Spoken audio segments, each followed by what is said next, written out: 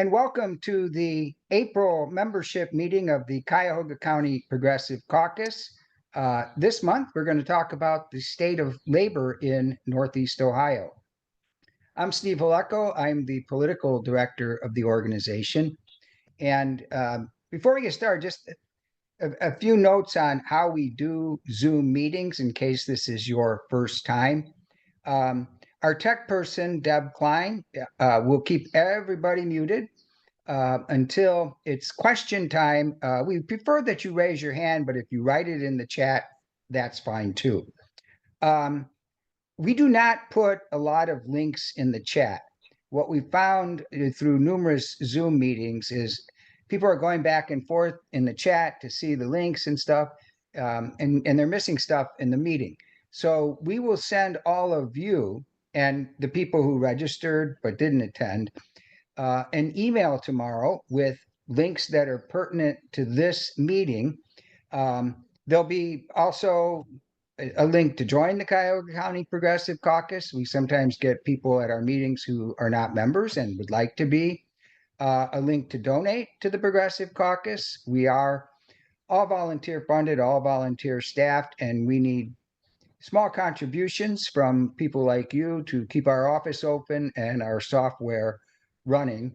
There'll be a link to the video of this meeting.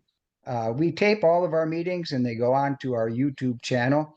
And what we found is we actually get more people who view the YouTube than who actually show up to the meeting. But if you like this meeting and want to share it, that would be great.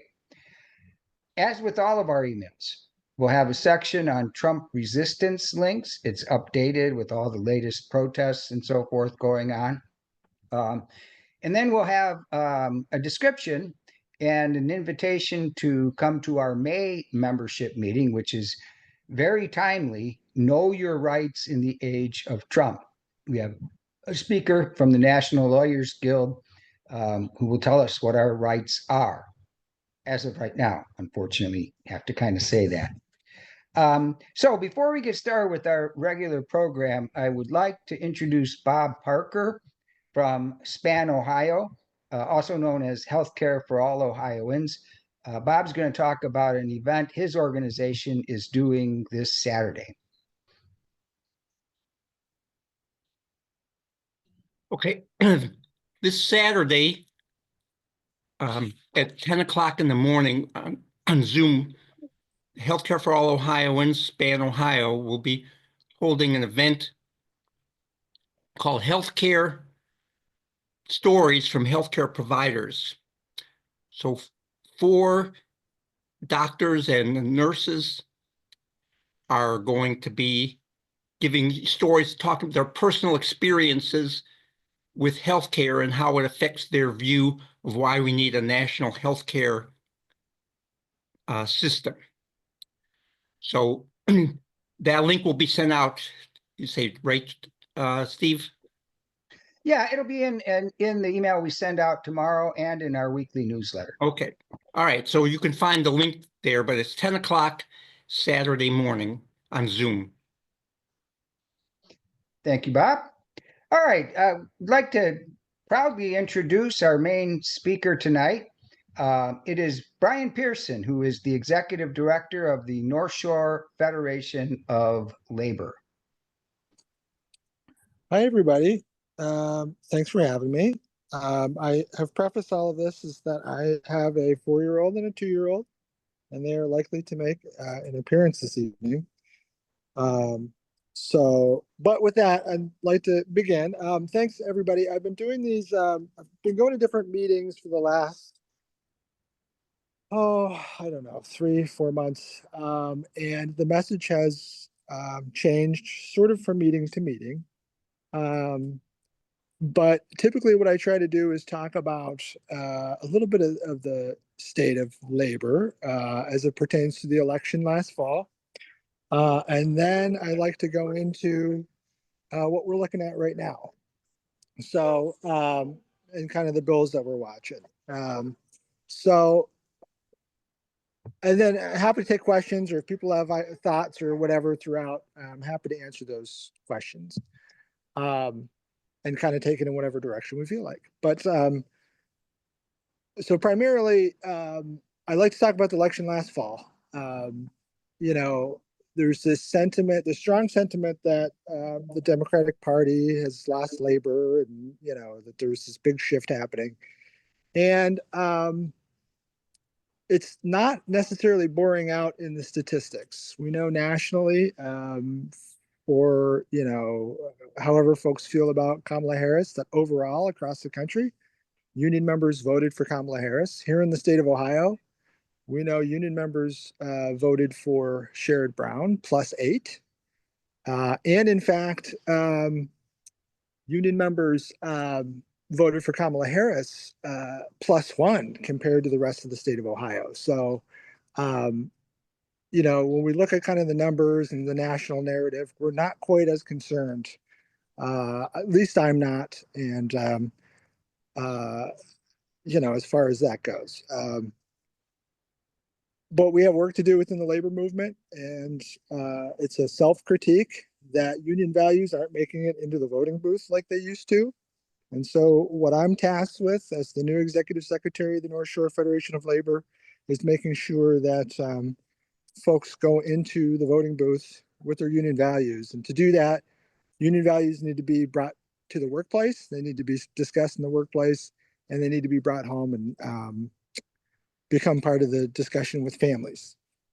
So that's a little preface that I like to give on kind of level setting where we are coming into 2025. Obviously, you know, we're dealing with a lot as a labor movement, and rights are being taken away. And I have to state clearly that we are facing the biggest attack on unions in American history right now. There's no question. Day one of the Trump administration, he came in and he did a hiring freeze. He did a return to work order, and then he started the steps to reclassify federal workers as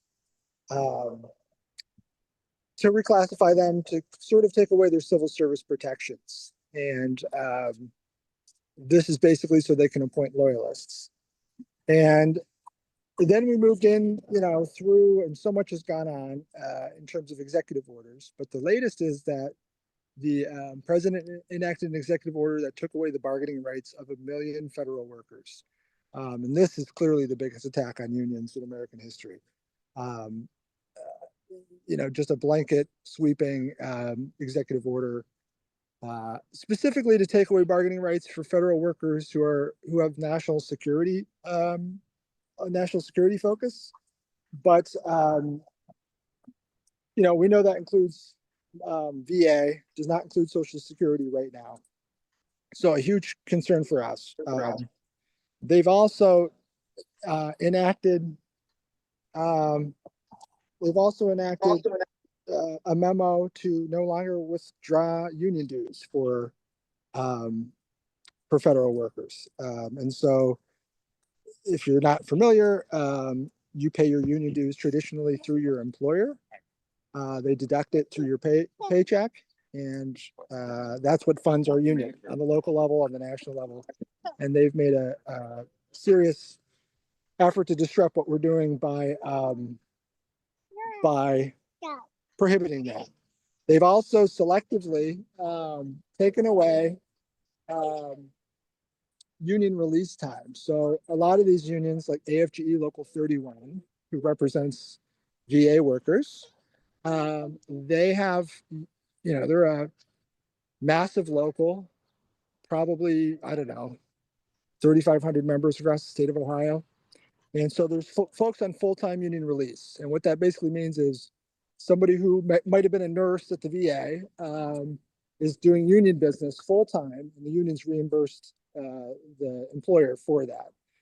They have stripped that away from unions who have filed lawsuits against the administration. And this is clear retaliation, you know, something that we've seen, you know, that we expect maybe out of an employer and a corporation. They've plainly and purely retaliated. So, you know,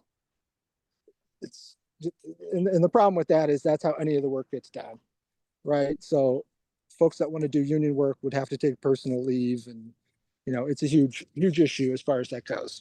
And you're going to get your first preview of my 2-year-old here, Molly. So it's a huge concern for us, for federal workers. We know, in terms of the Social Security Administration, that staffing was already low. A lot of people took buyouts. There's been some other things done, contractual, some other things offered, besides just harassing federal workers. And so Social Security offices are running bare bone. We know that the offices in Warrensville Heights shut down last year because of low staffing. And so we were coming into this with staffing at an all-time low for the Social Security Administration, and that's only gotten worse. We know that there's been 3-hour wait times at Social Security offices. We know the website's been failing. So if you needed a Social Security card replaced, and um, you call the Social Security Administration, you're going to be on hold. And so you might decide, well, I'm just going to go down there. Then it's a 3-hour wait. And we've got reports of, threats and against Social Security Administration workers locally. In Beechwood, we had a report specifically where a Social Security worker was called a racial slur. And so things are beginning to heat up. And this says nothing of the fact of what happens when you don't get that check that you depended on from Social Security. It's something like 17% of Ohioans rely on Social Security in some way. And so that's, retirees, folks with disabilities, a lot of different several different reasons why people are getting benefits from Social Security. And for disabled and retirees, that's typically their sole source of income. So it's, a really big problem to understaff those offices, because we know on the service end that that's going to mean folks aren't getting the money they need, the resources they need. And we fully suspect, with a plan to fire 85,000 VA workers, we fully expect that there'll be delays and other problems with veteran care. So, not a lot of good things happening on the federal level. There was mass layoffs of probationary workers at these offices, and there was a court effort to restore those folks. For the most part, they were restored through like a lower court ruling. The Supreme Court just upheld those terminations. So, as far as getting some sort of resolution to probationary workers being fired, that remains to be seen what will happen. I think that covers the federal side. Of course, we're dealing with stuff on the state level. Senate Bill 1, which has been signed into law, is not just an anti-higher education bill. It's an anti-union law now. It prohibits university faculty from striking, and also limits what they can collectively bargain. That will become law in June, now that it's been signed. And and then Senate Bill 8. And when you think about Senate Bill 1, that was Senate Bill 88 in the last General Assembly, became Senate Bill 1. That means that was a high priority for them. Senate Bill 8 is another bad bill that would ban union release time that's negotiated between the employer and the employees so that folks can do union business. And then, so we have those two bad bills. And then Representative Levi Dean begins to float from the Xenia area, begins to float a right to work bill that would have actually criminalized taking out union dues. And it only got 4 co-sponsors, which was sort of a victory for us. But it sends a signal that a sweeping anti-labor bill like Senate Bill 5, which I know, Steve, that you know that Senate Bill 5 all too well, and Deb, I mean, it doesn't seem like they're going to push forward with that type of bill. They're going to do death by 1,000 cuts. They're going to separate university faculty and take away their rights. We're hearing next that they could come after K through 12 to take away their right to strike.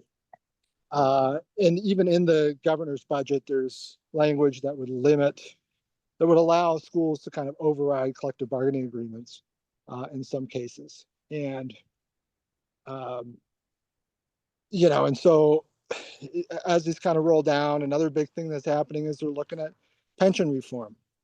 And we're hearing some really wild ideas to try to alter Ohio's 5 pension systems. So it's a really challenging time for labor. But as I always say, more than any administration, more than any, politician, unions have pulled more folks out of poverty and, got good wages and benefits for more Americans than any, like I said, any politician or administration. So we're optimistic that we'll have, that we'll be able to move through this, but we can't do it by ourselves. Union members have to be united, and there's always challenges with getting, reiterating that an injury to one is an injury to all, and that's obviously our charge. But we need support from the public, and the ways that you can do that is certainly on the local level, following our social media. There's a lot of different groups that carry a worker banner, and the North Shore AFL-CIO is the organized voice of 80,000 workers in Northeast Ohio. We are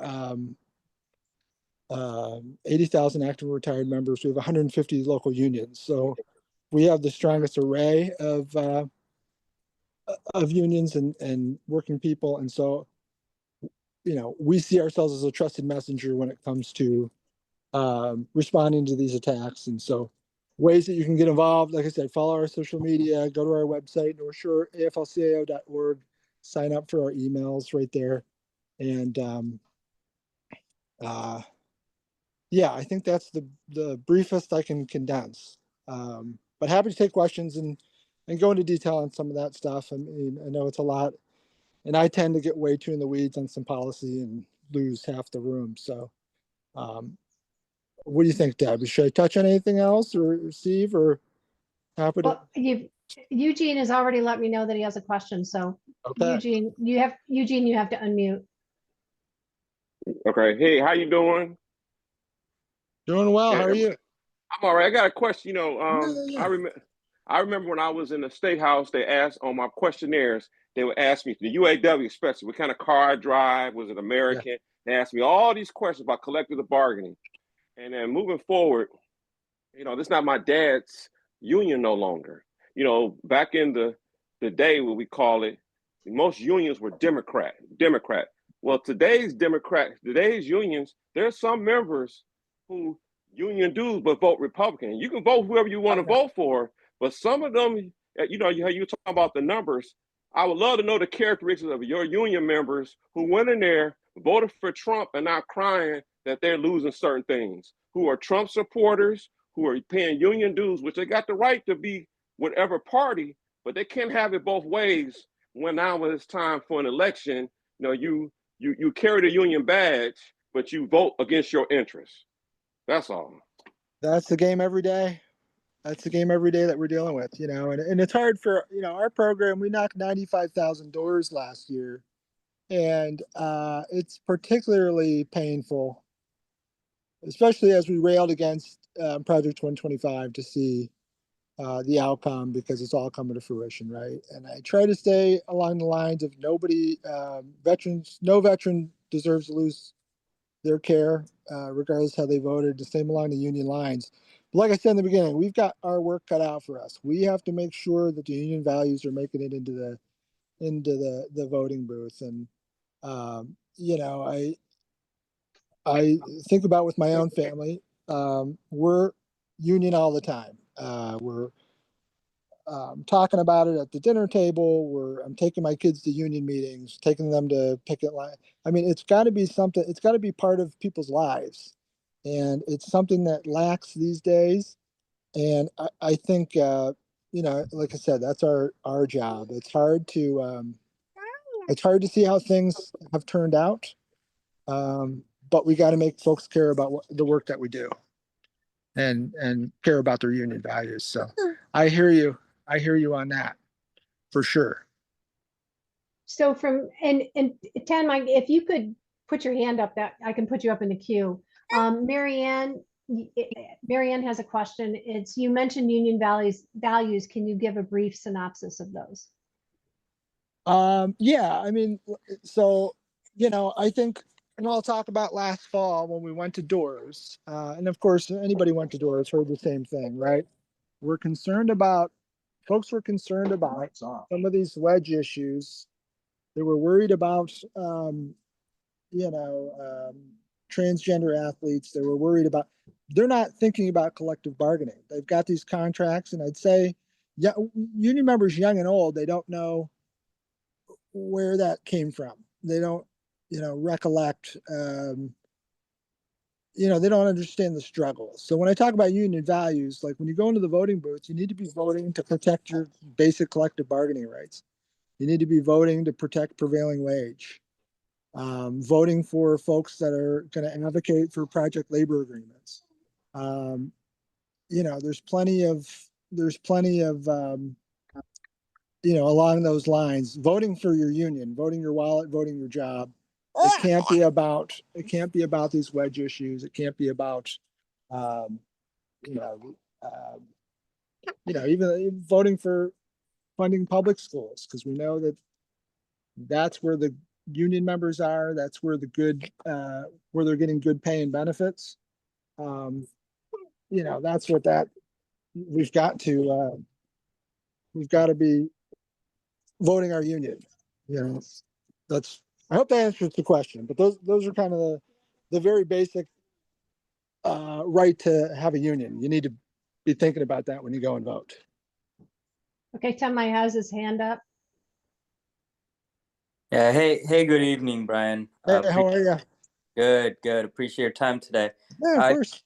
Quick question about nonprofit organizing. It's you know, I was at Legal Aid, and in Cleveland, it's a big sector that really hasn't really been tapped in terms of organizing. And when we were organizing, it was really helpful for us to get the support of electeds, Rebecca Moore, Yeah. for example. And I think just having electeds be more supportive is always a good thing. But I was wondering, from the union side, is there a plan to kind of make more inroads in this area? Because it's really a young group of folks that care about what they're doing, care about our communities, that don't have a seat at the table. And I would love to see more inroads in that. And what's the plan for that?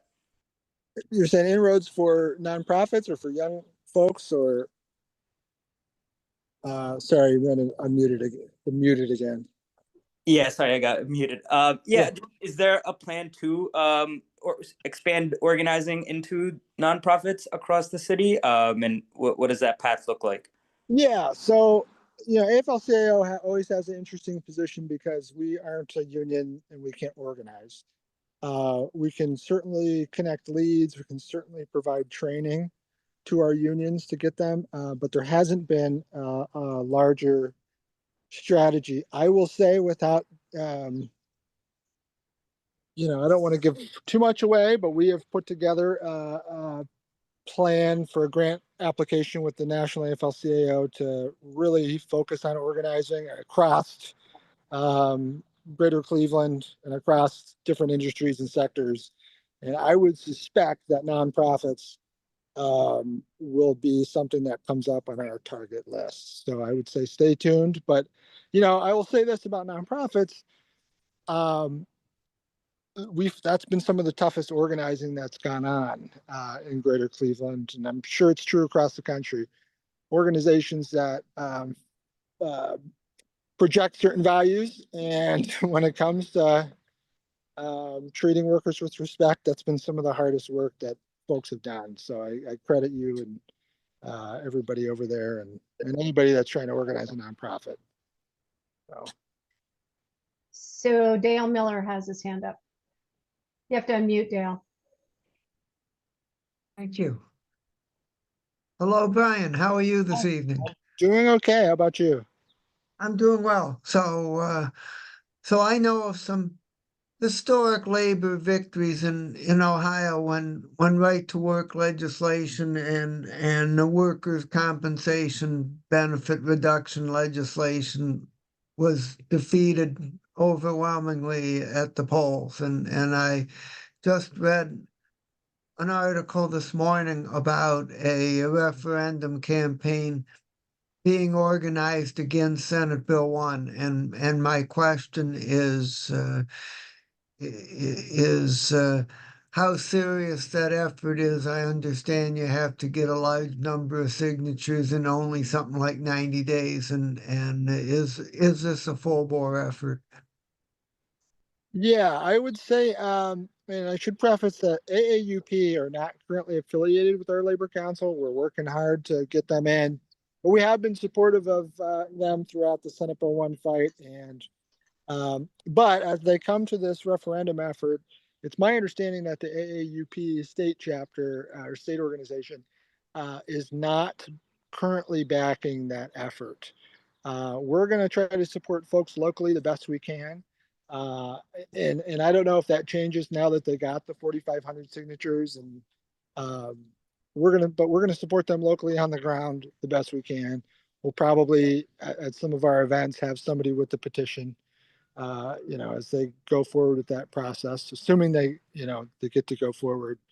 But I think that there's some concern that there's not, this doesn't feel like issue 1 in August, right? There's not a big groundswell of folks showing support. So I think it's important that individuals, and we're certainly going to do our part to make it seem like an issue we care about, and hopefully we can support that effort. Brian, could I just add something to that real quick? Yeah, and we're not sure either if this is going to be a serious effort. One of the things, if you launch an initiative or a referendum, you've got to have big money behind you. You got to have paid people gathering signatures, and then you have to have an advertising campaign if it gets on the ballot. One good thing, though, is if the signature gathering process starts, then it'll be at least 90 days until the law goes into effect. So it will buy a little time. And if this effort does, take off and it becomes statewide, CCPC will certainly get you guys petition signing or petition circulating opportunities. Very So good. we have a question from Chris Martin. Hey, Brian. At the local level, what differentiates a labor candidate from others, and what can elected officials do? What can elected officials do for unions? Sure. Yeah. So a labor candidate in our sort of definition is somebody who's a union member who's running for office, or through our Path to Power program, the spouse of somebody running for union office. But when we talk about like who's a labor candidate, we were kind of changing the process up this year, and I'm actually glad you brought this up because I'm excited about what we're doing. In the past, folks would turn in a questionnaire, our scanning committee would review it, and we'd put it through to our board, and then our delegates get to approve. And it's an awfully democratic process. But we've added a new element this go around to do candidate briefings. So any candidate that wants our endorsement will have to attend one of our 1.5 hour sessions where we're going to go through a lot of these a lot of kind of the things that we hope to see out of folks that we endorse. And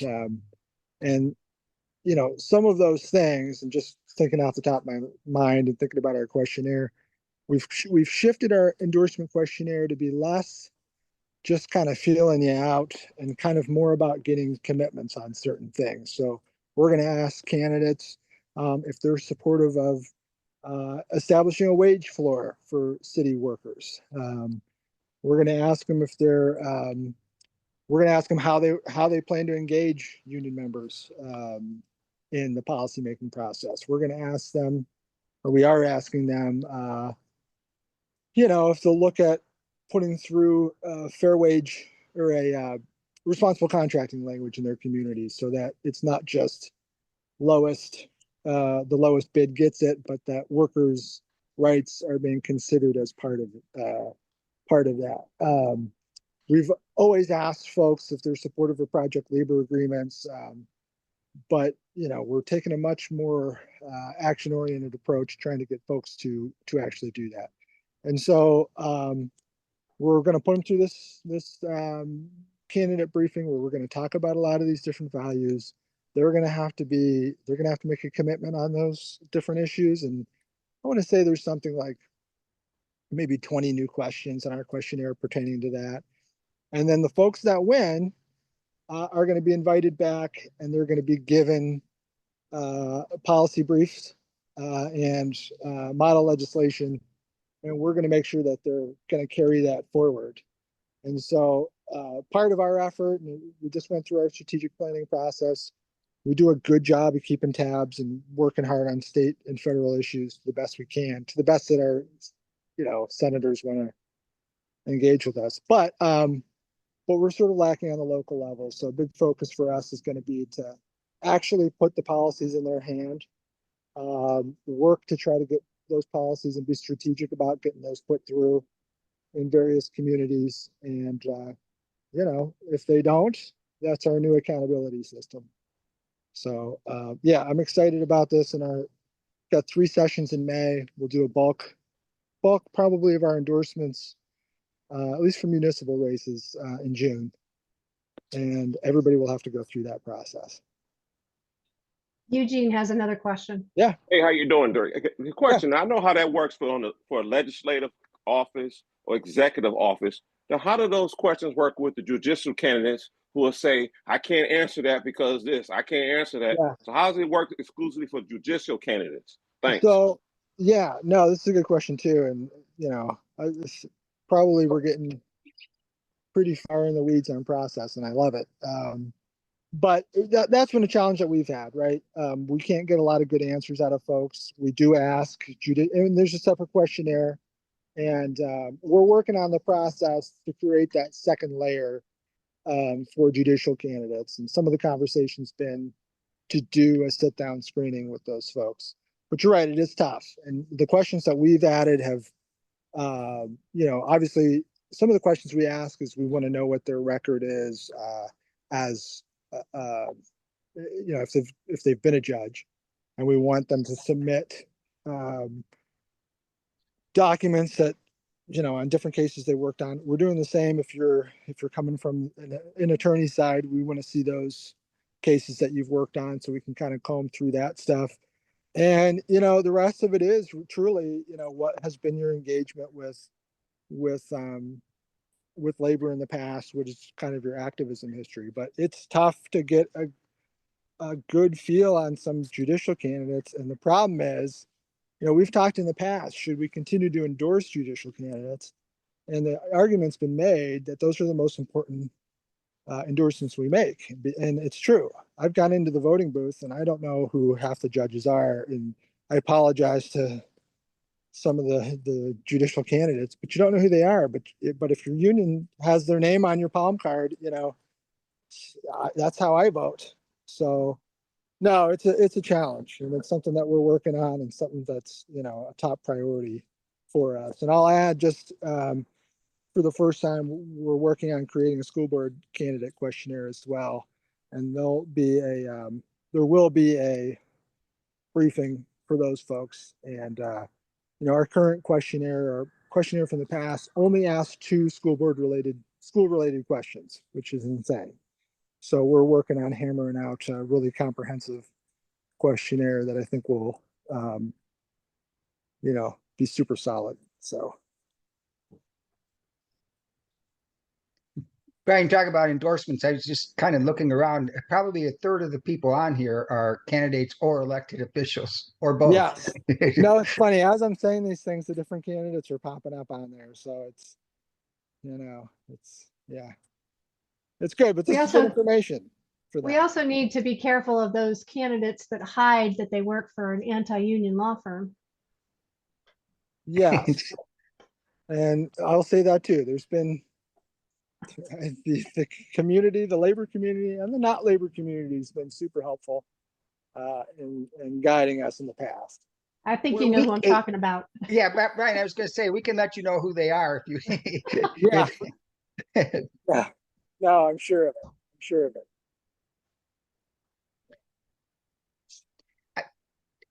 I actually have 2 questions. Yeah. Does anybody else have questions, Deb? No.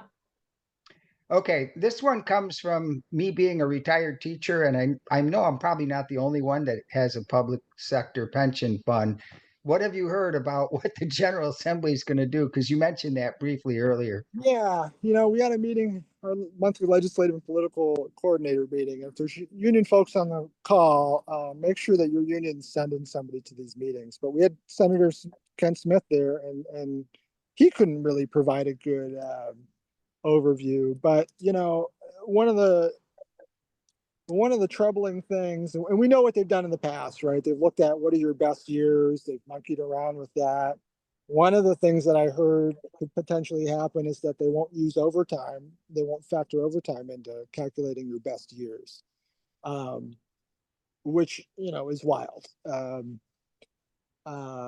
I know coming from the firefighters union, they've certainly been making efforts to try and increase what cities are paying into the pension fund. That hasn't changed, I don't think, since it was established in like 1982.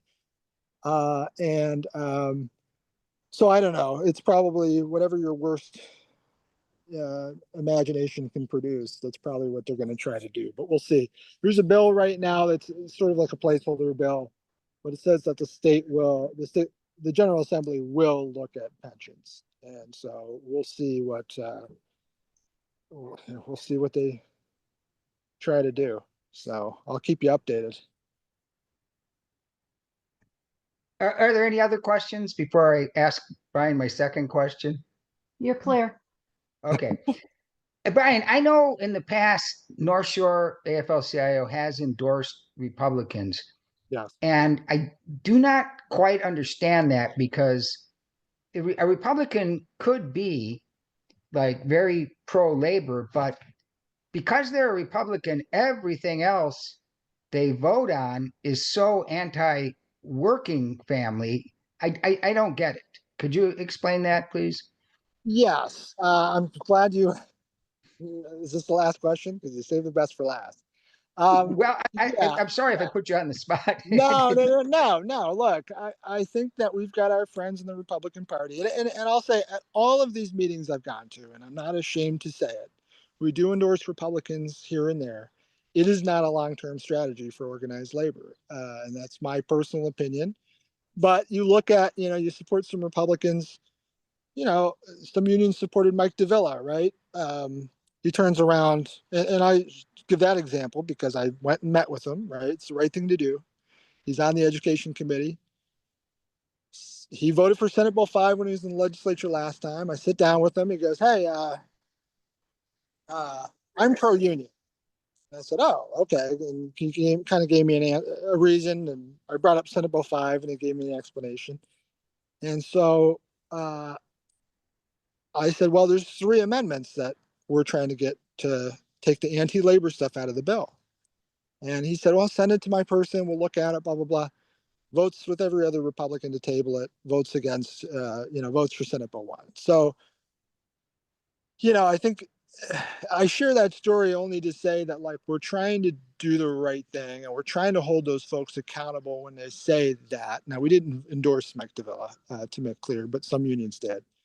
So we're trying to call balls and strikes on that. But I think when we look at, it's part of it's a mathematics problem. Our legislature is not in our favor, and if we think we can peel a few folks off, that's what we got to do. We know in the case of like Tom Patton that he does work with the young Republicans when they come in and tries to make the message clear that anti-union stuff isn't going to fly in the state. The state's not going to go with it, and he is a union president. So I think it's few and far between at this point. I would say, part of a mathematics. It's a math issue for us, and sort of why we do that. But I don't think it's a long-term strategy. And when it comes to the other stuff, I was just having a conversation with somebody today. It's hard for us to go too far down that road. And we always try to endorse folks based on our basket of issues. But if you were to say, somebody might support something and it's going to take money away from schools, well, I'm not convinced that the money would have gone to the schools anyway. And so it's hard for us to make the argument with our members of when it gets too far down the road, that the stuff that they're voting for that's not something that we're keeping an eye on and tracking, that is what we need to be worried about, because we're worried about the anti-union stuff that's right in front of our face. So I don't know if that answers the question well, but that's how I feel about that. I mean, we're just it's not a long-term strategy, but every once in a while we've got to do it, and we're calling balls and strikes. And so if you say that you're pro-union and you're not, I think we did a good job. When we put the roll call vote out on Senate Bill 1, it received 30,000 views. And so, I feel like we called the balls and strikes on that.